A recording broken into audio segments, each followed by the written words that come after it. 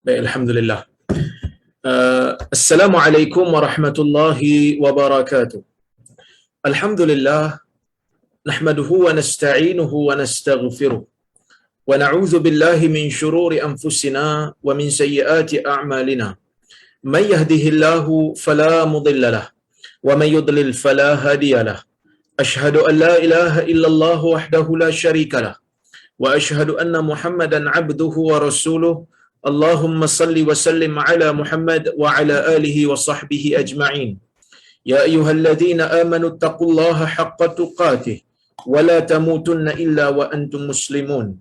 Ya ayyuhan nasu taqu rabbakumul ladzi khalaqakum min nafsin wahidah wa khalaqa minha zawjaha wa batha minhuma rijalan katsiran wa nisaa'a wattaqullaha alladzi tasaaluna bihi wal arham innallaha kana 'alaikum raqiba.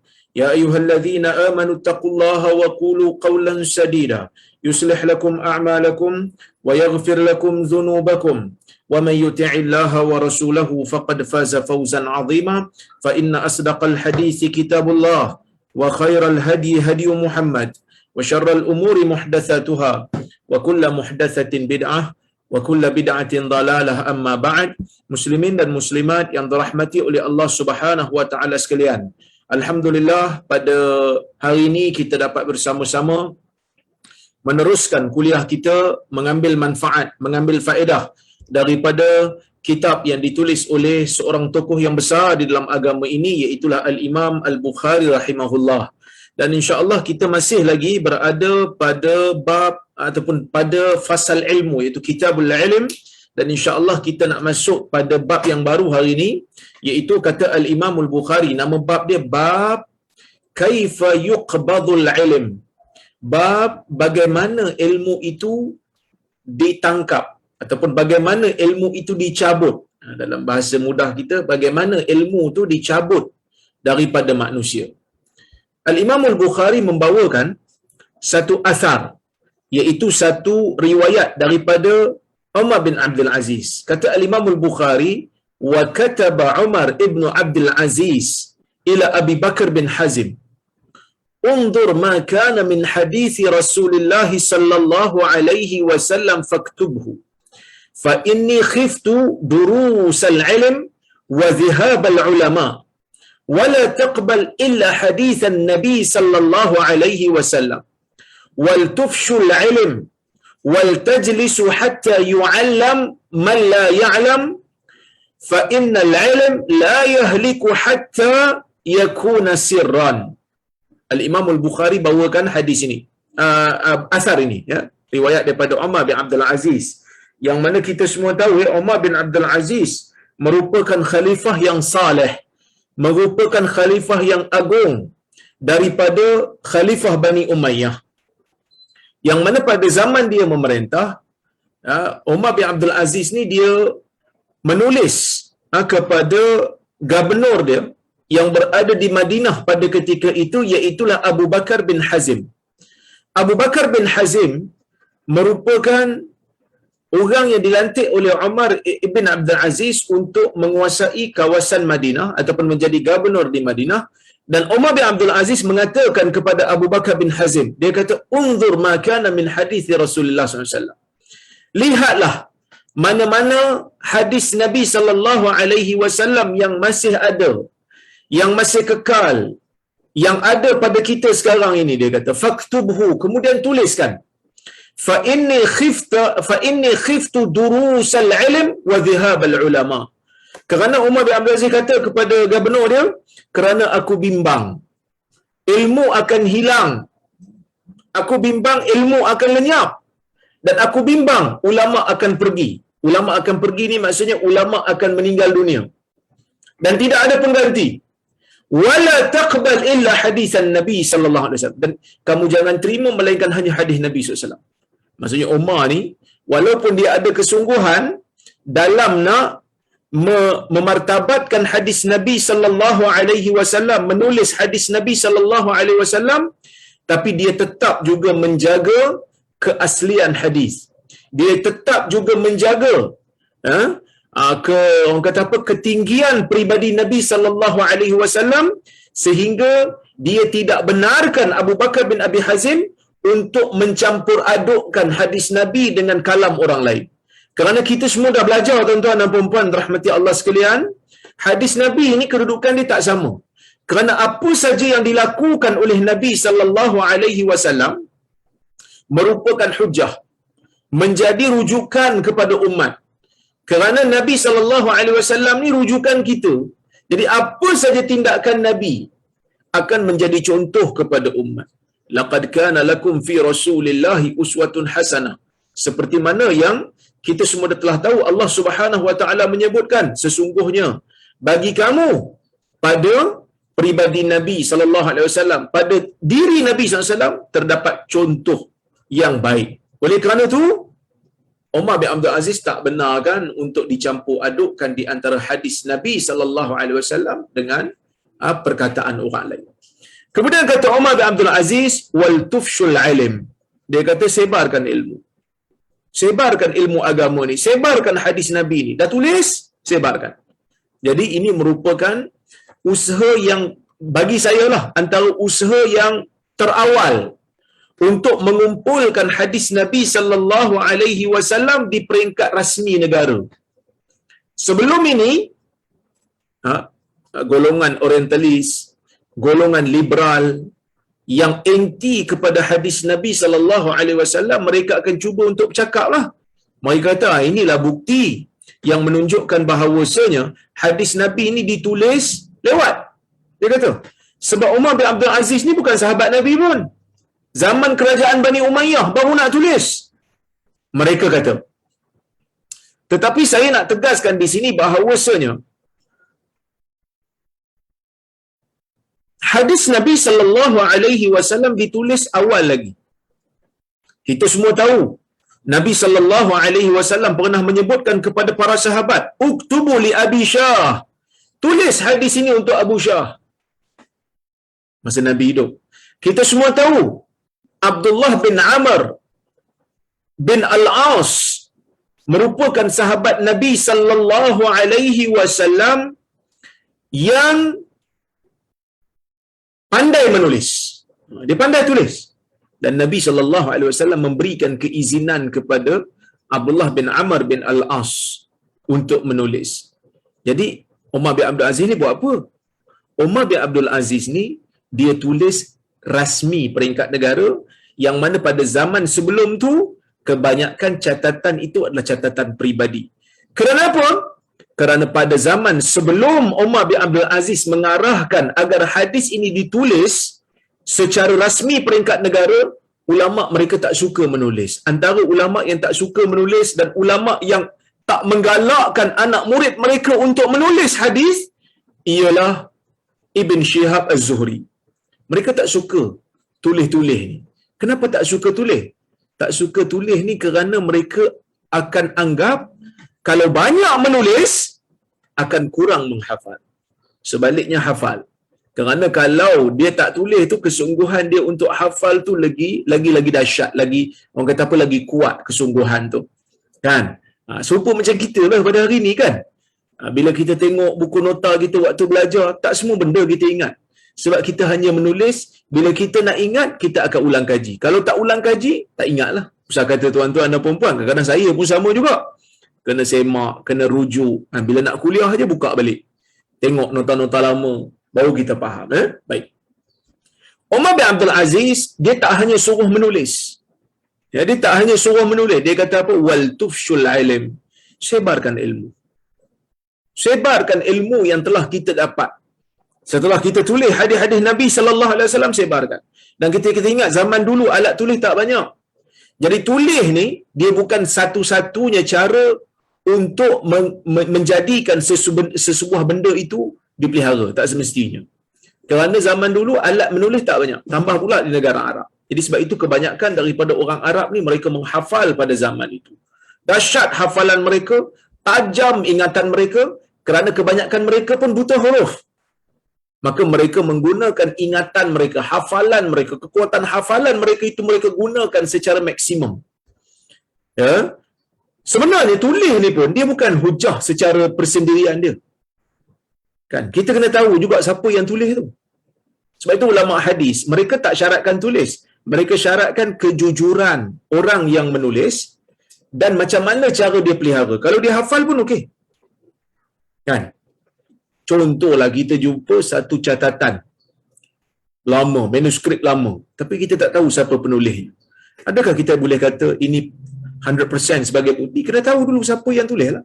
Baru tahu kredibiliti dia. Entah-entah zaman dulu yang tulis tu orang yang menipu, orang yang membohong. Oleh kerana itu ulama hadis mereka tidak hanya berpada dengan catatan tulisan. Mereka akan semak siapa yang menulis. Kalau tuan-tuan tengok dalam ilmu hadis, ada catatan-catatan yang dihukum palsu oleh ulama. Seperti catatan Wada'aniyah. Kan? Yang ditulis oleh Ibn Wada'an. Dihukum palsu oleh para ulama sebahagiannya. Kerana apa? Kerana walaupun ia adalah catatan, tetapi penulisnya itu telah memasukkan hadis-hadis palsu. Maka oleh kerana itu, ulama Islam telah menjaga dan memelihara hadis Nabi sallallahu alaihi wasallam dengan sebenar-benarnya, tidak ada kecuaian padanya, sehingga hadis itu sampai kepada kita dalam keadaan yang suci dan bersih, dalam keadaan yang baik. Walaupun mungkin orang kata, ada tak kebarangkalian untuk tersilap? Ada. Tetapi bagaimana nak tersilap? Kalau syarat untuk menerima, kalau syarat untuk menjadikan sesebuah hadis itu sebagai sahih sangat-sangat ketat, kebarangkalian untuk tersilap itu sangat-sangat kecil. Apatah lagi untuk orang yang jujur itu menipu, lagilah kecil. Sebab silap pun tidak. Silap pun susah nak berlaku. Ini kita kena tahu. Sebab apa? Sebab dah ada dah orang mula untuk mempertikaikan hadis Nabi sallallahu alaihi wasallam. Dah ada orang mula untuk menyebutkan tentang sesuatu yang tidak wajar untuk diberikan kepada hadis Nabi sallallahu alaihi wasallam dan perawi thiqah. Dengan katanya perawi thiqah pun boleh jadi menipu. Ini merupakan satu perkataan yang sangat bahaya, merupakan satu perkataan yang sangat-sangat orang kata apa, merendah-rendahkan kedudukan perawi thiqah. Ya, siapa perawi thiqah ni? Perawi yang dipercayai ini siapa? Tu Imam Syafi'i, Imam Malik, Imam Ahmad. Setuju ke kita kata mereka ni pun boleh jadi tipu? Kita akan mengatakan mereka yang menyebutkan perkataan itu adalah mereka yang biadab kepada perawi-perawi yang thiqah, yang jujur dalam agama. Mereka mungkin tersilap, tetapi tersilap itu sangat-sangat minima. Jarang sangat berlaku, apatah lagi mereka nak menipu. Itu lagi hampir-hampir kepada tahap mustahil pada adatnya untuk mereka menipu. Tuan-tuan dan puan-puan rahmati Allah Subhanahu wa taala sekalian.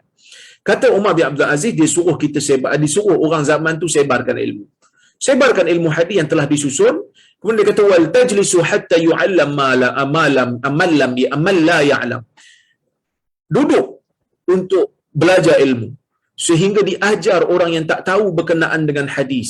Fa innal ilm la yahlik hatta yakuna sirra. Kerana ilmu tidak akan binasa melainkan apabila ia menjadi rahsia, ia disembunyikan.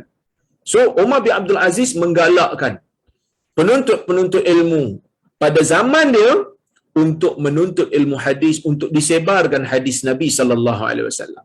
Cuma pada zaman ni kan, kadang-kadang kita berdepan dengan masalah. Kalau kita nak sebarkan hadis yang sahih, orang kata ini semua memeningkan masyarakat. Sedangkan kita nak memperkenalkan kalam Nabi kepada masyarakat. Kan? Yang baca hadis palsu boleh pula. Kan? Yang baca hadis palsu, yang baca hadis mungkar, tak dihalang, tak disekat. Tetapi yang membaca hadis sahih terkena cabaran, mengelirukan orang dan sebagainya. Ini merupakan satu benda yang menyedihkan kita lah pada zaman ni. Allah Subhanahu wa taala akan memberikan kita kekuatan insya-Allah untuk kita meneruskan usaha supaya kita dapat menyebarkan, memartabatkan hadis Nabi sallallahu alaihi wasallam. Baik, tuan-tuan dan puan-puan rahmati Allah Subhanahu wa taala sekalian, saya paparkan kepada tuan-tuan ni hadis yang ada dalam bab ini. Hadis yang ada dalam bab ini, kata Al-Imam Al-Bukhari rahimahullah, haddatsana Ismail bin Abi Uwais qala haddatsani Malik an Hisham bin Urwah an abihi an Abdullah bin Amr bin Al-As qala sami'tu Rasulullah sallallahu alaihi wasallam yaqul Inna Allah la yaqbidul ilma intiza'an yantazi'uhu minal ibad, walakin yaqbidul ilma biqabdil ulama.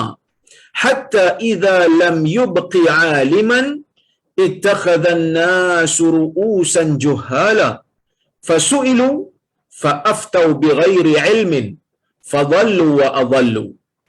Kata al-Imam al-Bukhari, Ismail bin Abi Uwais telah menceritakan kepada kami. Dia berkata, Malik, siapa Malik ni? Malik ni Imam Malik lah, pengasas kepada mazhab Maliki tu. Dia kata Malik telah menceritakan kepada saya daripada Hisham bin Urwah, daripada bapanya, daripada Abdullah bin Amr bin Al-As. Dia kata saya telah mendengar Rasulullah sallallahu alaihi wasallam bersabda, sesungguhnya Allah tidak akan mencabut ilmu, Allah tidak akan menarik ilmu secara merentapnya dengan sekali rentap. Ya, Allah Ta'ala ni tak cabut ataupun tak rentap ilmu ni daripada jiwa manusia secara langsung. Itu Nabi sebut. Maksudnya, orang yang mengetahui sesuatu, dia tidak akan terus jadi jahil. Kalau lupa tu mungkin, tapi nak lupa semua tu Nabi kata, tidak. Bukan cara itu Allah Ta'ala tarik ilmu ni. Tetapi Allah Ta'ala akan tarik ilmu ni dengan mematikan para ulama. Allah Ta'ala akan hilangkan ilmu ni dengan mematikan para ulama. Dan apabila ulama mati, tidak ada pengganti. Kenapa menakutkan tuan-tuan? Boleh dengar ke suara saya? Saya punya komputer ni agak problem sikit sekarang. Innalillahi wa inna ilaihi raji'un. Saya disconnect. Okey. Alhamdulillah kata boleh dengar. So saya teruskan ya. Kenapa ia menakutkan? Kerana hidup dalam dunia ini jika tidak ada panduan daripada ilmuan-ilmuan agama yang ikhlas dalam agama, maka ia akan menjadikan kita hidup tanpa panduan. Ia akan menjadikan kita hidup tanpa ada pedoman. Oleh kerana itulah, ia merupakan hadis ini merupakan salah satu daripada ancaman, salah satu daripada amaran Nabi sallallahu alaihi wasallam terhadap umatnya supaya mereka ini bersedia untuk menjadikan diri mereka ataupun untuk menjadikan generasi mereka, anak-anak mereka supaya dapat menguasai ilmu agama. Apabila ada saja ilmuwan agama yang meninggal dunia, maka dalam keadaan itu masih ada penggantinya. Semalam ataupun kemarin kita dengar cerita ada seorang ulama hadis, doktor ataupun syekh Ajaj, seorang ulama hadis, Ajaj Al-Khatib, seorang ulama hadis daripada Syria meninggal dunia. Yang mana ini merupakan satu perkara yang menyedihkan kita. Yang mana dalam orang kata apa? Boleh dengar ke tuan-tuan? Saya tak tahulah saya ni kenapa internet saya hari ni. Okey, dengar. Kalau siapa yang tak dengar boleh komen boleh letakkan komen di Facebook kata tak dengar. Sebab saya tak tahu. Saya punya Zoom ni sangkut. Zoom saya sangkut Saya punya video tak bergerak. Jadi saya tak tahu. Tapi audio still okay. Audio berjalan, audio berfungsi Baik. Maka Nabi sallallahu alaihi wasallam memberikan amaran. Nabi sallallahu alaihi wasallam memberikan peringatan. Apa peringatan yang Nabi nak bagi dalam hadis ni? Yang pertama, ilmu itu Allah Ta'ala akan cabut bila masa yang Allah Ta'ala nak. Terutamanya pada akhir zaman. Jadi, setiap daripada kalangan umat perlu ada persediaan. Apa persediaannya? Persediaannya adalah untuk menjadikan diri mereka sebagai orang yang ada ilmu. Yang kedua, kalau tak mampu, anak-anak mereka, generasi mereka, pastikan mereka ini mempunyai ilmu yang benar. Kerana apabila ulama meninggal dunia, apabila mati aja ulama, maka ada pengganti. Tetapi akan ada satu zaman nanti ilmu akan terangkat, ilmu akan terangkat dan tidak ada penggantinya.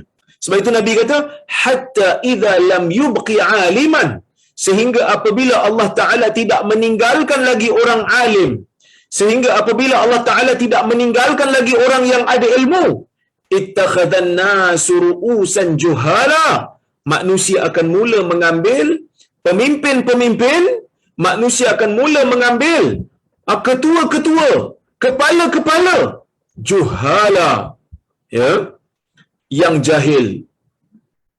Pemimpin sepatutnya kena ada ilmu, kerana pemimpin inilah yang akan memberikan panduan kepada umat.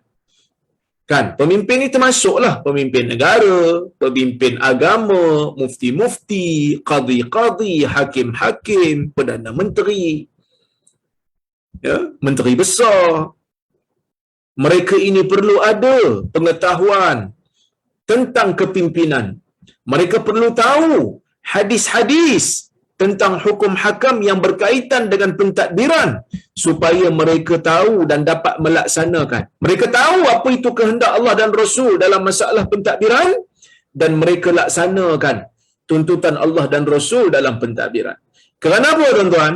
Kerana pentadbiran, kerana kepimpinan di dalam agama ini merupakan sesuatu yang akan dipertanggungjawabkan, ya, yang akan dipertanggungjawabkan oleh Allah Azza wa Jal kepada setiap daripada kepimpinan. Seperti mana sabda Nabi sallallahu alaihi wasallam dalam sebuah hadis yang kita biasa dengar, kullukum ra'in wa kullukum mas'ulun an ra'iyatihi wal imamu ra'in wa huwa mas'ulun an ra'iyatihi. Kan, Nabi sallallahu alaihi wasallam sebut, kama qala, Nabi kata setiap daripada kamu itu pemimpin, dan setiap daripada kamu akan dipertanggungjawabkan dengan kepimpinan dia. Setiap daripada kamu apa ni dipertanggungjawabkan tentang kepimpinan. Wal imam, pemimpin negara akan dipertanggungjawabkan. Dia juga adalah pemimpin dan dia akan dipertanggungjawabkan berkenaan dengan kepimpinan dia. So, perhitungan dosa dan pahala ni bukan hanya pada amalan individu, tetapi juga pada pemimpin yang memimpin, yang diberikan amanah. Dalam hadis Nabi sallallahu alaihi wasallam menyebutkan satu amaran yang sangat dahsyat. Nabi kata, man yastar'illah, ma min ahadin yastar'ihi Allahu ra'iyatan famata yawma yamut wa huwa ghashun li ra'iyatihi illa harramallahu alaihi al-jannah, atau kama qala. Nabi sallallahu alaihi wasallam menyebutkan, tidak ada seorang pun yang Allah Subhanahu wa taala berikan amanah kepada dia untuk menjaga rakyat, mata yauma yamut, dan pada hari dia mati itu dia ghashun li ra'iyatihi, dia khianat, dia tipu rakyat dia, melainkan tak ada yang buat benda ni melainkan Allah Subhanahu wa taala haramkan ke atasnya syurga. Tengok, perhitungan dosa dan pahala ada juga pada pemerintahan negara. So sebab tu kita kata agama Islam ni agama yang menyeluruh. Nak masuk dalam toilet pun Islam bagi tahu tentang hukum hakam. Nak mandi wajib pun Islam bagi tahu tentang hukum hakam. Takkanlah isu kepimpinan, takkanlah isu kenegaraan tu tak termasuk dalam pertimbangan dosa dan pahala. Jadi sesiapa yang berebut-rebut nakkan sangat jawatan politik, jawatan pentadbiran, jawatan orang kata apa kepimpinan, dia kena letakkan dalam diri dia bahawasanya semua yang Allah Subhanahu wa taala berikan kepada dia kurnia daripada jawatan yang baik-baik ni, jawatan yang tinggi-tinggi ni, ia merupakan satu bebanan. Pastikan ada ilmu berkenaan dengannya. Kalau tidak, kita seolah-olah telah menempah satu benda yang bahaya untuk kita. Ya. Tapi siapa yang ada ilmu, yang ada kemampuan, silakan untuk menjawat jawatan pemimpin. Kerana manusia perlu pemimpin. Bahkan kepimpinan merupakan daruriyat. Kepimpinan merupakan perkara yang mesti ada pada manusia. Kan usah kata manusia, Binatang pun ada kerajaan dia sendiri. Semut pun ada kerajaan dia. Lebah pun ada kerajaan dia. Tebuan pun ada kerajaan dia. Anak-anak pun ada kerajaan dia.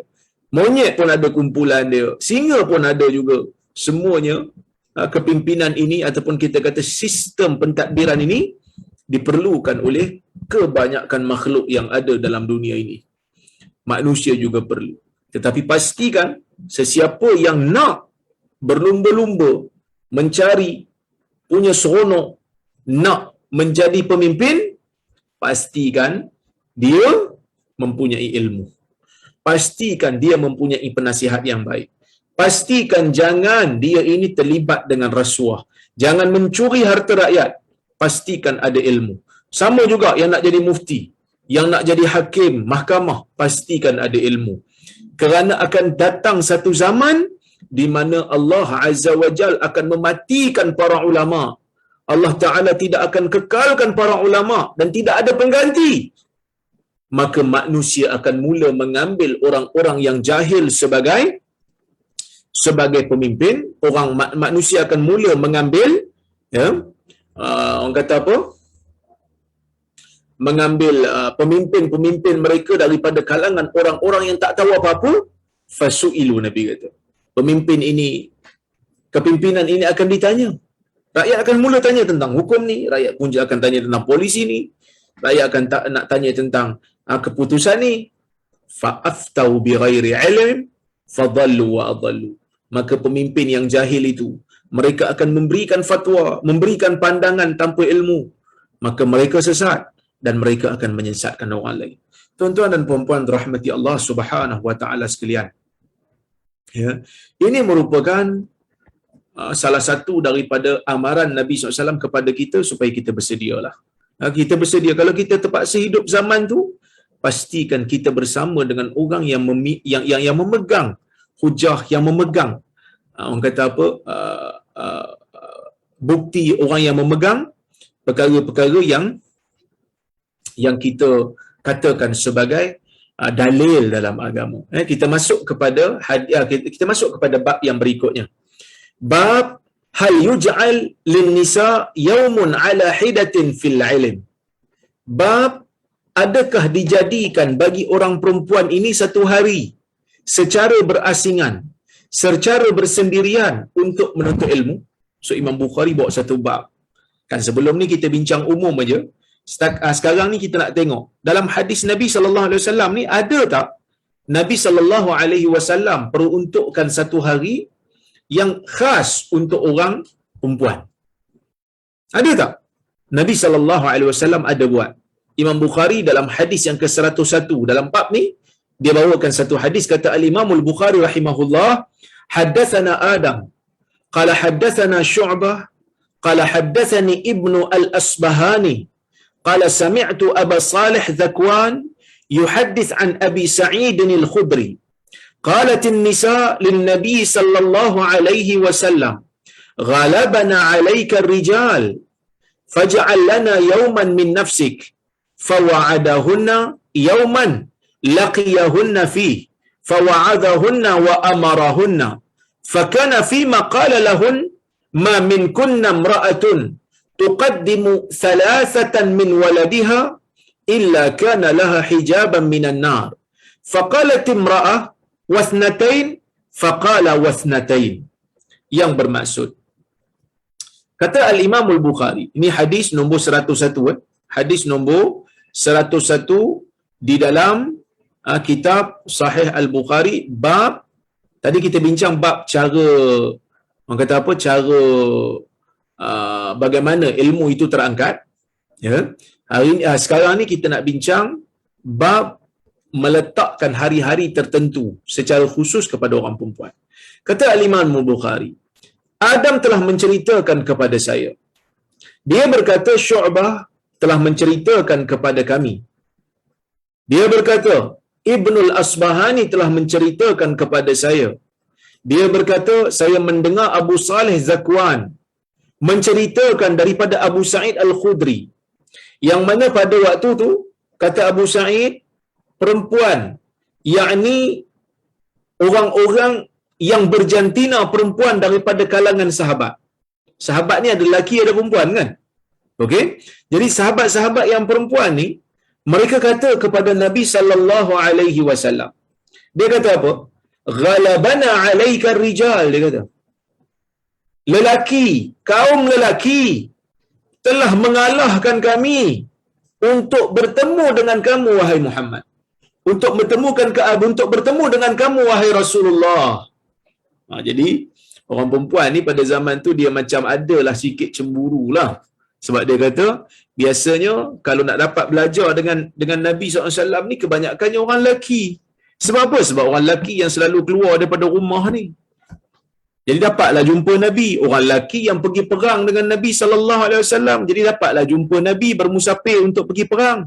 Orang lelaki yang selalu berjemaah di masjid dengan Nabi SAW. Maka mereka dapatlah dengar apa yang Nabi SAW ucapkan. Dapatlah tengok apa yang Nabi tunjukkan. Maka orang perempuan kata, ya Rasulullah, golongan lelaki telah menewaskan kami untuk bertemu dengan kamu wahai Rasulullah. Maka dia orang kata kepada Nabi, faj'al lana yawman min nafsik. Dia kata, ya Rasulullah, jadikanlah untuk kami satu hari daripada diri kamu sendiri, supaya kami dapat belajar dengan kamu. Fawa'adahunna. Maka Nabi pun janjilah, berikan perjanjian, ya, dengan orang perempuan ni. Janjilah Nabi kata pada hari sekian-sekian yang mana Nabi boleh bertemu dengan golongan wanita ni. Fawa'adahunna. Kemudian Nabi pun memberikan nasihat kepada orang perempuan. Wa amarahunna. Memberikan arahan kepada orang perempuan. Fakana fima qala lahunna. Dan di antara perkara yang Nabi SAW sebutkan kepada golongan wanita ni, kata Nabi, ma min kunna imra'atun tuqaddimu thalathatan min waladiha illa kana laha hijaban minan nar. Tidak ada seorang pun daripada kalangan kamu semua wahai golongan perempuan. Tidak ada seorang perempuan pun daripada kalangan kalian wahai golongan wanita yang mana 3 orang daripada anaknya meninggal dunia, melainkan perkara itu akan menjadi hijab, akan menjadi penghalang antara dia dengan neraka. Tiba-tiba ada seorang perempuan tanya, wasnatai? Kalau 2 orang macam mana ya Rasulullah? Nabi kata wasnatai, 2 orang juga. 2 orang pun sama. So hadis ini tuan-tuan nak bagi tahu pada kita, tak salah untuk ilmuan-ilmuan, pemimpin negara lah terutamanya, ataupun ilmuan-ilmuan untuk mengkhususkan satu hari yang mereka mengajar golongan muslimat, tetapi dengan syaratlah aurat terjaga, tidak berlakunya maksiat, tidak berlakunya orang kata apa, perkara yang menyalahi akhlak Islam. Dibenarkan. Maksudnya kuliah-kuliah muslimat yang dibuat kan, ustaz duk buat kuliah muslimat, bagi nasihat, tetapi mereka menjaga adab, melazimi akhlak. Benda ni tidak menjadi satu kesalahan. Bahkan di zaman Nabi SAW, Nabi juga melakukan hal yang sama. Nabi juga melakukan hal yang sama untuk memberikan pendidikan kepada orang perempuan. Jadi kalaulah kita kata ya, Barat buat satu gerakan women emancipation, pembebasan wanita, Islam tak perlu pun untuk membebaskan wanita, kerana di zaman Nabi SAW itu pun wanita telah pun sedia terbebas. Kalau kita tengok di zaman gelap Eropah, orang-orang perempuan tak dibenarkan, bukan kata nak belajar, nak pergi mengundi pun tak boleh. Tetapi di dalam Islam, perempuan bukan hanya sekadar diberikan ruang khas untuk belajar, tetapi dalam masa yang sama, Islam membenarkan, mengkhususkan satu hari untuk orang perempuan khas untuk mereka. Bahkan di dalam sejarah Islam, ramai di kalangan sahabat-sahabat perempuan yang berdamping dengan Nabi SAW, iaitulah ummahatul mukminin, isteri Nabi SAW, mereka menjadi apa? Mereka menjadi pakar rujuk sahabat yang lain. Seperti mana kata Abu Musa, ma ashkala alaina hadith illa wajadna inda Aisyah jawabahu atau kama qala. Tidak berlaku pada kami Ya, tidak berlaku pada kami iskal, tidak berlaku pada kami kemuskilan apapun berkenaan dengan hadis, melainkan kami pergi kepada Aisyah dan kami akan dapati jawapannya ada pada Aisyah. Video saya dah keluar balik. Rupanya nak kena cabut kamera, wire kamera masukkan balik. Baru dia ada balik. Nampak tak muka saya? Netizen, tuan-tuan yang dengar kuliah ni boleh komen ya. Kalau nampak video saya, kita kena ucap Alhamdulillah lah kan. Tiba-tiba tergerak hati saya, nak gerakkan orang kata apa, nak cabut balik wire video, masukkan balik. Wire kamera masukkan balik. Baru nampak muka saya tu kan. Baik. Kita sambung kuliah kita, kita sambung perbincangan kita. So hadis ini tuan-tuan dan puan-puan rahmati Allah sekalian, menunjukkan kepada kita bahawasanya Nabi sallallahu alaihi wasallam tak ada masalah pun. Ya, tak ada masalah pun untuk memberikan kuliah khusus kepada kaum muslimat yang ada pada zaman itu. Nak bagi tahu pendidikan di dalam agama ini tidak hanya spesifik kepada golongan lelaki. Tak. Ya, tidak hanya spesifik kepada golongan lelaki semata-mata, tidak. Bahkan kita tengok dalam sejarah Islam, golongan wanita pun diberikan perhatian. Golongan perempuan pun diberikan pendidikan siap khusus lagi. Nabi SAW khususkan. Orang kata apa? Hari untuk Nabi SAW mengajar. Ya, itu yang pertama. Yang kedua, kita nampaklah bagaimana kesungguhan sahabat Nabi SAW yang perempuan ni untuk menuntut ilmu. Kesungguhan mereka tu ada. Kerana mereka tahu Islam sangat-sangat menggalakkan umat dia untuk menuntut ilmu. Kan? Mungkin zaman sekarang menuntut ilmu ni kira macam benda yang biasa, tapi zaman dulu sukar. Sebab orang perempuan kebanyakannya duduk di rumah. Tapi mereka tetap bersungguh dalam nak memelihara ataupun mendapatkan ilmu, terutamanya ilmu yang berkaitan dengan akhirat mereka.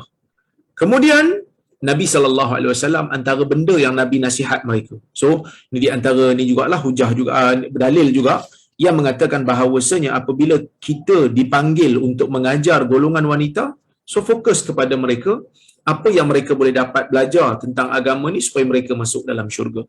Sebab tu Nabi SAW memberikan nasihat kepada mereka. Nabi beri nasihat, Nabi berikan panduan, kan?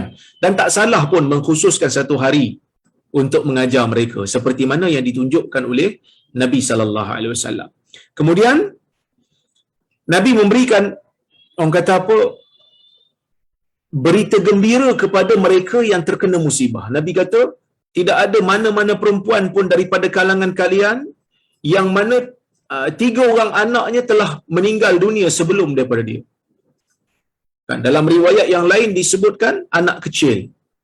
Ini menunjukkan bahawasanya orang yang kematian anak kecil sebelum mereka baligh merupakan mendapat kelebihan kalau mereka sabar.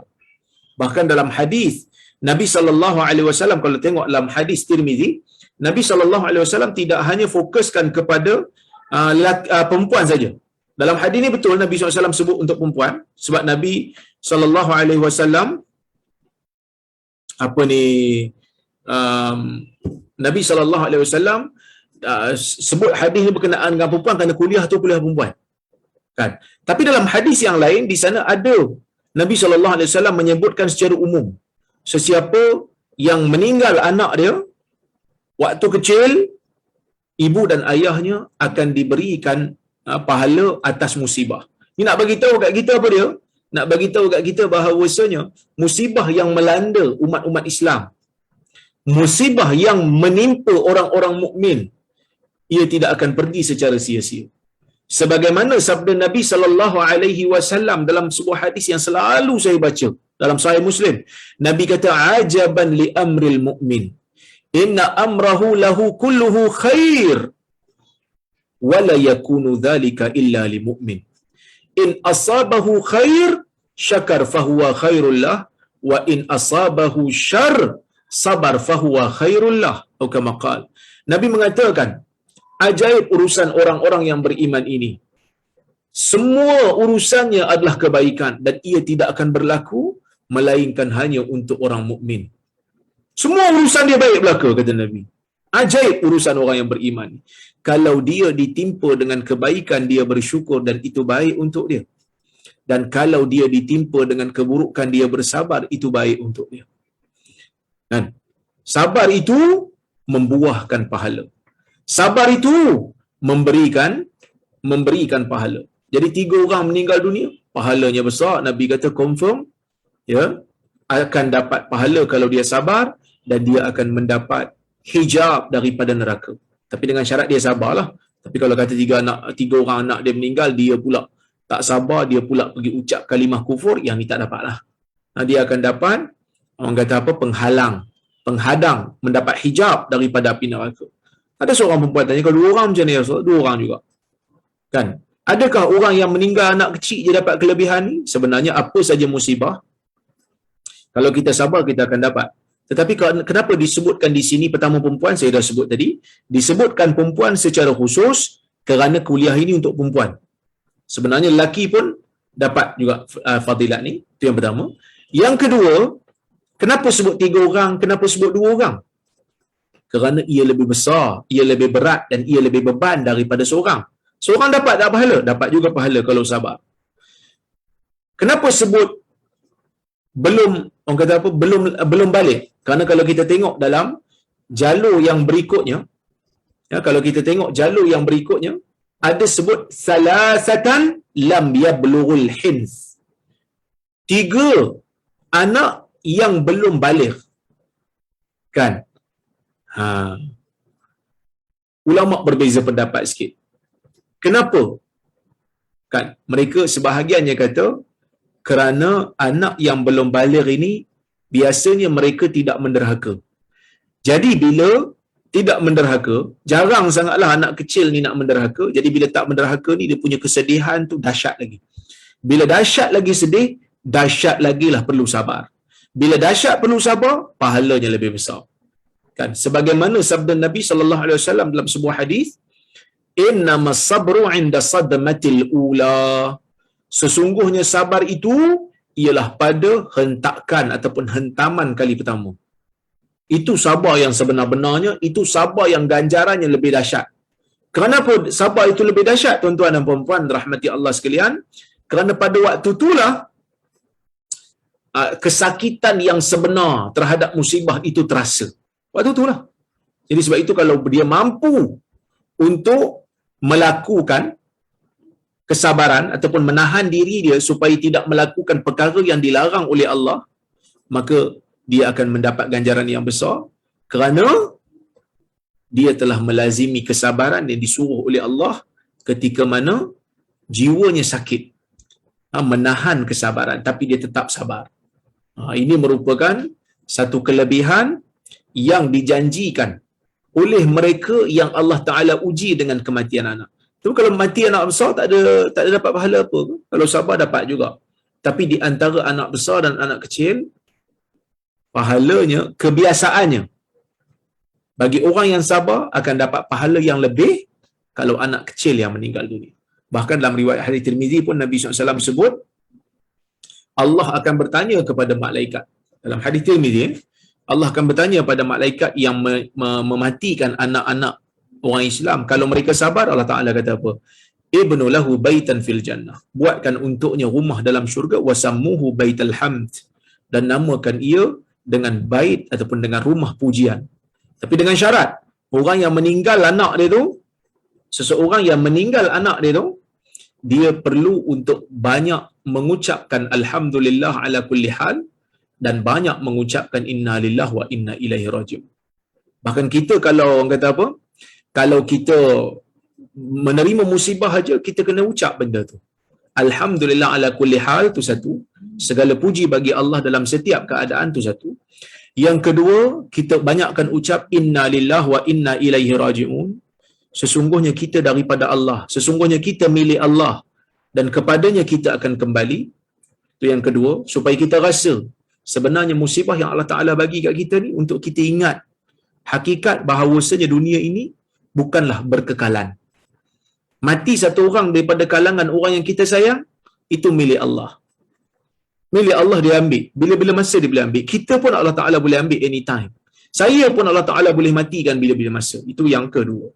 Kemudian banyakkan baca Allahumma jurni fi musibati wa akhlif li khairan minha. Allahumma jurni fi musibati. Ya Allah, berikan saya pahala dalam musibah saya ini, wa akhlif li khairan minha, dan gantikan saya dengan yang lebih baik daripada ini. Nabi memberikan jaminan. Nabi SAW memberikan jaminan kepada sesiapa yang membacakan zikir ini, sesiapa yang membacakan doa ini, Allahumma jurni fi musibati. Ya Allah, berikan saya pahala dalam musibah ini, wa akhlif li khairan minha, dan gantikan saya dengan sesuatu yang lebih baik. Siapa yang baca doa ni, kata Nabi, waktu terkena musibah, Allah akan gantikan dengan yang lebih baik. Allah Ta'ala akan gantikan dengan yang lebih baik. Dan hadis ini juga membuktikan kepada kita, anak-anak orang Islam ni, kalau mereka meninggal dunia, sebelum daripada mereka balik, tempat mereka adalah dalam syurga Allah. Cuma yang ulama beza pendapat sikit, anak-anak orang kafir, sebahagian daripada mereka kata mereka juga akan masuk Islam kerana mereka mati dalam keadaan fitrah. Ada juga yang kata mereka akan diberikan ujian oleh Allah di hari akhirat. Kalau mereka lulus dengan ujian tersebut, maka mereka akan dimasukkan ke dalam syurga. Kalau tidak, mereka akan dimasuk dalam neraka. Ini ada dua khilaf. Ini ada dua pendapat ulama bagi anak-anak orang kafir yang meninggal sebelum mereka balik. Tetapi anak-anak orang Islam tidak ada khilaf, boleh katakan sepakat. Boleh katakan sepakat, boleh katakan orang kata apa? Boleh katakan ijma' para ulama. Anak-anak orang Islam yang meninggal dunia sebelum balik, mereka berada dalam syurga. Anak-anak orang kafir ada khilaf sikit di kalangan para ulama. InsyaAllah jika ada kesempatan yang lain nanti, saya akan huraikan lebih panjang dalil-dalil yang mereka gunakan. InsyaAllah, ya, InsyaAllah kita akan tunjukkan nantilah. Kita akan tunjukkan nanti.